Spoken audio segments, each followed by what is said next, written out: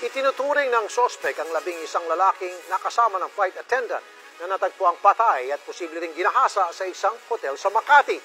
Ang 3 sa kanila hawak na ng mga pulis. Nasa frontline ng balitang yan si Camille Samonte. Patay na ng matagpuan ang 23-year-old cabin crew na si Christine Dacera matapos magdiwang ng bagong taon kasama ang mga kaibigan sa isang hotel sa Makati City noong January 1. Base sa investigasyon ng Makati Police, wala nang malay nang makita ng isa sa mga kasama ang biktima sa bathtub ng kwarto bandang 12:30. Dinala pa si Christine sa klinik para i-revive pero hindi na humihinga at wala ng pulso ang biktima. Idineklara siyang dead on arrival. Base sa initial na autopsy report, aneurysm ang ikinamatay ni Christine. Pero may mga nakita ring mga sugat sa tuhod at hita ng biktima. May bakas din na siya'y ginahasa. Meron siyang mga pasa, meron siyang mga contusions sa both both knees, no? And then meron siyang abrasions, parang ginasgas na pag ganun. Merong definitely sexual contact. Yan. And may presence of suspected semen. Pero definitely merong force doon. Could be,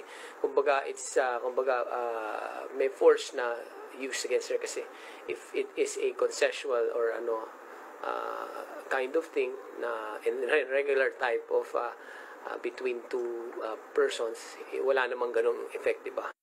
Ayon sa investigasyon, isang kaibigan ni Christine ang nag-organize ng party. Katrabaho ni Christine ang kaibigan niyang ito. Sa araw nag-imbita ng iba pang mga kaibigan ang nasabing organizer na nag-book ng 2 kwarto. Suma total ay 11 lalaki ang kasama ni Christine sa umano'y party. Nag-spend siya ng New Year's Eve with friends, actually. Friends niya, meron siyang gay friend and may other gay friends, and supposedly, nag-invite sila ng friends of friends. Based doon sa nakita ng show ko natin, doon sa scene, meron mga bote ng mga whiskey, vodka, so various alcohol. Other than that, may mga nakita din ng mga fluids like probably semen.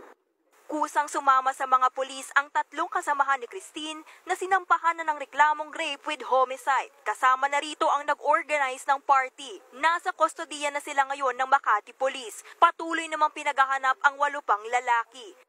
For sure, merong may lumapastangan sa kanya, no? And magkakasama siya sa room. Why does have to happen?